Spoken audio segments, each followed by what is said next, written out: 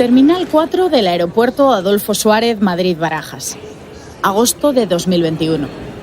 La princesa Leonor, heredera de la corona de España, coge un avión rumbo al aeropuerto de Heathrow. Tiene 15 años y comienza una nueva vida. Su infancia y su adolescencia nada han tenido que ver con la de su padre, mucho menos con la de su abuelo, Juan Carlos I. 3 generaciones radicalmente distintas.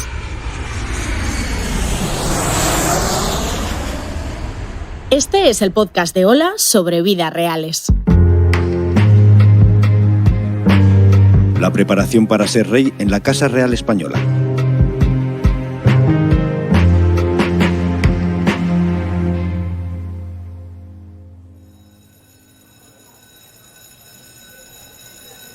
Sus padres, los reyes Felipe y Leticia, y su hermana, la infanta Sofía, estaban tristes, pero la princesa Leonor todo lo contrario.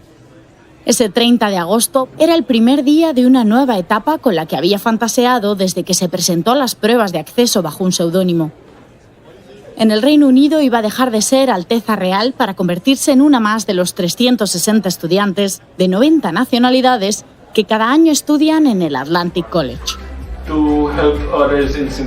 Un colegio privado que se encuentra en Gales y que pertenece al movimiento de colegios del mundo unido. La decisión encendió algún debate por el elevado coste que los reyes pagan de su asignación o porque no se hubiera escogido un centro en España. Lo cierto es que la monarquía española es de formas sobrias. Nada tiene que ver con la pompa y el boato que muestran otras realezas europeas. Sin embargo, la formación del heredero sí es imponente y elitista. No hay que irse muy lejos para comprobar que no siempre fue así. La propia Isabel II del Reino Unido se quejó de que a ella no la hubieran preparado académicamente para desenvolverse en un entorno de estadistas que habían ido a las mejores universidades británicas. Pero es que la universidad es una opción bastante reciente para la realeza. Antes, a los príncipes y princesas se les educaba en casa, lejos del resto del mundo, con institutrices, preceptores o tutores que los iban formando en las materias que se consideraban necesarias, prácticas o acordes a su posición en cada época. En general, han estado rodeados de élites políticas, culturales o artísticas y han tenido acceso a una educación y unos contactos al alcance de pocos, pero no se estilaba que cursaran una formación reglada ni compartían pupitre con otras personas. Estos 2 años en el Reino Unido le aportan formación y contactos, además de la posibilidad de ser una más entre los casi 400 alumnos que llegan cada año al Valle de Glamorgan, donde el mar rompe en los acantilados y las clases se imparten en un castillo del siglo XII, donde se rodaron algunas escenas de la película de Harry Potter. Por eso a este colegio se le llama Hippie Hogwarts. Lo de hippie porque no es una educación solo para las élites, es algo más. Es una formación excepcional, abierta y a la que se puede acceder con becas a través de un buen expediente académico. Se comparte clases, casa y habitación. Es obligatorio hacer la cama cada mañana. También dedicar 2 horas a la semana a servicios comunitarios e invertir el mismo tiempo a actividades creativas o deporte. Se ofrece desde escalada hasta zumba. El director del colegio de Leonor es Najib Bardai. Ha desempeñado ese papel en centros privados de Canadá y Kenia. Se presenta ante sus alumnos con una sudadera deportiva y se presta a que le hagan todo tipo de preguntas. Cuenta que su película favorita es Diario de motocicletas, esa que narra el viaje transformador que hizo Ernesto Che Guevara por Sudamérica. Y cuenta que para amar Gales hay que empezar por amar la lluvia. Esta opción, la de tener una vida parecida a la realidad, aunque sea con escolta y de forma pasajera, es la gran novedad de la última generación de la familia real española, ya que don Felipe y doña Leticia han procurado que sus hijas tuvieran experiencias propias de su edad, que no asumieran funciones de forma prematura y que su exposición pública fuese limitada. En definitiva, para que pudieran ser niñas, además de representantes de una dinastía. Me gustaría primero darles las gracias por escucharme en un día tan importante para mí. Es la primera vez que hablo en un acto de la Fundación Princesa de Girona. Para el abuelo de Leonor, Juan Carlos I, la historia fue radicalmente distinta. Más fría, más gris y también más épica. Solo tenía 8 años cuando lo internaron en el colegio de los marianistas de la ciudad suiza de Friburgo, para que se endureciera. No recibió demasiadas llamadas de casa y con 10 años lo montaron en el Lusitania Express, el tren que lo llevó desde Portugal, donde residía su familia, a España. Un país que le resultaba totalmente desconocido y del que se convertiría en rey 27 años después. Estoy muy cerca de la juventud. Admiro en ella y comparto su deseo de buscar un mundo más auténtico y mejor. Don Juan Carlos nació en el exilio y pronto entendió que había venido al mundo con la misión de arreglar el desastre familiar acaecido antes de que él naciera, cuando su abuelo, Alfonso XIII, abandonó España tras la proclamación de la Segunda República. In 1931, Alfonso XIII, last monarch of Spain's reigning house of Bourbon-Habsburg, went into exile. A Juanito le contaron que esa misión sería su prioridad en la vida y tenía que prepararse para ello. Para su abuelo Alfonso XIII fue distinto. Él nació ya siendo rey. La instrucción moral la tienen igual que la militar.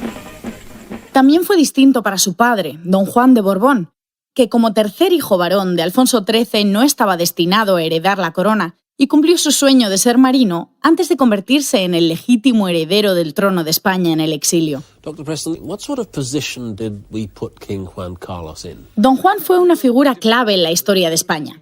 Criticó duramente al régimen franquista y se ofreció para restaurar una monarquía constitucional. Sin embargo, terminaría acordando con el general que su hijo se formaría en España y bajo su tutela. Paul Preston, autor de una de las biografías más extensas del rey Juan Carlos y un reconocido hispanista, opina que este acto, el de entregar a su hijo al enemigo, en una familia normal sería desaprensivo e incluso irresponsable. Pero es la prueba irrefutable de que para los Borbones la dinastía está por encima de todo. El historiador británico recopila una serie de anécdotas sobre la infancia de don Juan Carlos que muestran cómo, desde bien temprano, se le exigieron cosas difíciles para su edad y que era muy pequeño cuando aprendió que un Borbón solo llora en su cama. The prince, my son, is being educated normally like any son of a pretender would be educated to do his role. Don Juan de Borbón explicaba en el Reino Unido que el príncipe se educa como cualquier hijo de un pretendiente al trono y evita hablar de política. Mientras, a su hijo de 10 años le instalan a las afueras de Madrid, en una finca convertida en un pequeño internado con 8 compañeros seleccionados de entre la aristocracia y la clase media alta más próspera. El centro estaba dirigido por un profesor ecuánime y comprensivo, que pronto descubrió que Juan Carlos ocultaba constantemente sus sentimientos. Tenía interiorizado que su responsabilidad como príncipe era superior a cualquier necesidad como niño. Durante 7 años, el príncipe se formó en España. Las mañanas empezaban con un servicio religioso y el izado de la bandera. Las matemáticas eran la asignatura que más le costaba, y aunque siempre estudió de forma privada, se examinaba en centros públicos para tener la formación oficial. Cuando terminó el bachillerato, don Juan de Borbón y Francisco Franco volvieron a tener un enfrentamiento. Su relación siempre estuvo marcada por la tensión y las pruebas de fuerza. El rey en el exilio y el general no estaban de acuerdo sobre los siguientes pasos del príncipe. Don Juan quería que su hijo estudiara en una universidad europea de prestigio mundial.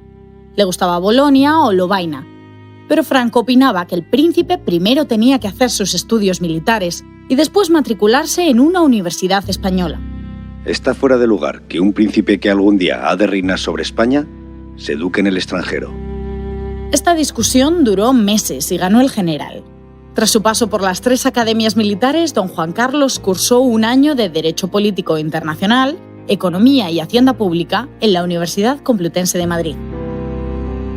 Con el paso del tiempo, cuando don Juan Carlos ya se había convertido en rey, reconoció que la soledad marcó su infancia y le acompañó de por vida. Cuando lo conoció la reina Sofía, antes de convertirse en su mujer, lo describió como un hombre oficialmente acompañado y humanamente solo. Para su padre tampoco fue fácil. Su vida estuvo dominada por las intrigas políticas y al final no consiguió ser rey, pero sí que su hijo lo fuera. Juan Carlos lo explicó así.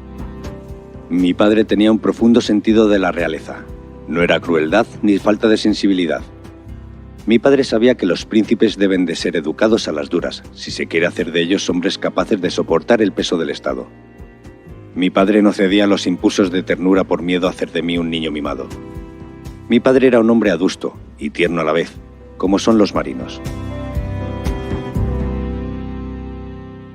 A pesar de racionalizar así su infancia, el rey Juan Carlos no dejó que su hijo, el rey Felipe VI, saliera de casa hasta los 16 años. He querido que las primeras palabras en público que pronuncie en mi vida tengan precisamente como marco este Principado de Asturias, cuyo título con tanto honor ostento. El entonces príncipe de Asturias, título que corresponde a los herederos de la corona, pasó toda su infancia en casa y estudió al lado del Palacio de la Zarzuela, en el Colegio Santa María de los Rosales, el mismo centro escolar que terminaría eligiendo para sus hijas la princesa Leonor y la infanta Sofía.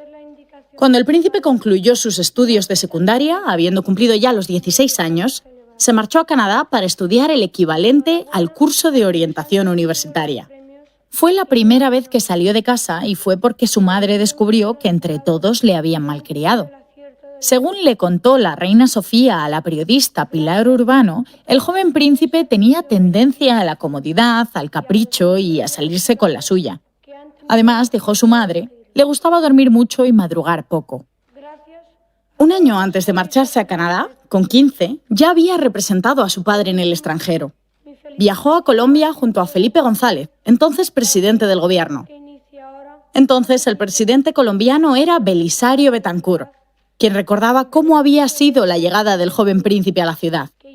El rey don Juan Carlos me llamó y me dijo: te envío al chaval, cuídamelo, apenas es un niño. No quisiera terminar mis palabras sin decirle al príncipe de Asturias... Ese niño ya había empezado su instrucción. Ya se había quedado despierto en la noche del 23F y ya se desenvolvía en los protocolos oficiales y en un mundo de adultos que, durante ese primer viaje, fueron los máximos líderes de América Latina en ese momento. A su regreso a España, la reina Sofía le esperó en el aeropuerto, al pie de la escalerilla del avión. Como reina estaba orgullosa y como madre aliviada. Doña Sofía siempre supo lo que implicaba educar un heredero. Lo había visto en su propia casa. Sus padres, los reyes Pablo y Federica de Grecia, lo habían hecho con su hermano, el rey Constantino. Y ella, a su vez, se había entregado por completo a esa tarea con el príncipe Felipe. Doña Sofía, igual que don Juan Carlos, sabía la importancia de una infancia feliz y del calor familiar. Ella lo sabía porque la había tenido, y él porque la había necesitado. Felipe VI fue la primera generación en recibir una formación académica especialmente elevada al terminar sus estudios militares. A él le gustaban la astronomía y las ciencias, pero se determinó que lo apropiado era que estudiara Derecho y Economía, y lo cursó en la Universidad Autónoma de Madrid. Terminada la licenciatura, don Felipe se volvió a marchar a Norteamérica, esta vez a la universidad favorita de los herederos y hombres de Estado, Georgetown, donde estudió un máster de Relaciones Internacionales. Queda proclamado rey de España, don Felipe de Borbón y Grecia, que reinará con el nombre de Felipe VI. ¡Viva el rey! ¡Viva! ¡Viva España! ¡Viva! Se tiende a pensar que la formación de la princesa Leonor seguirá los pasos de la de su padre. De momento tiene algunos paralelismos, pero tanto los tiempos como las personas y las instituciones han cambiado. Se espera que al cumplir la mayoría de edad comience su educación militar y pase por las 3 academias principales del ejército español. Hoy sería impensable, en la Casa Española o en cualquier otra, una infancia como la del rey Juan Carlos. Su caso es bastante insólito. Él levantó una monarquía constitucional y parlamentaria tras 40 años de régimen militar. De algún modo, su infancia fue el precio que pagó para que su dinastía volviera a reinar.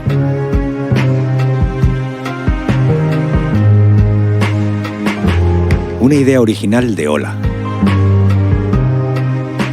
Guión Sira Acosta. Coordinación y producción Ana Toro. Locución Marina Ortiz. Dirección Mercedes Urrea. Consultoría editorial, diseño sonoro y edición, Así como suena.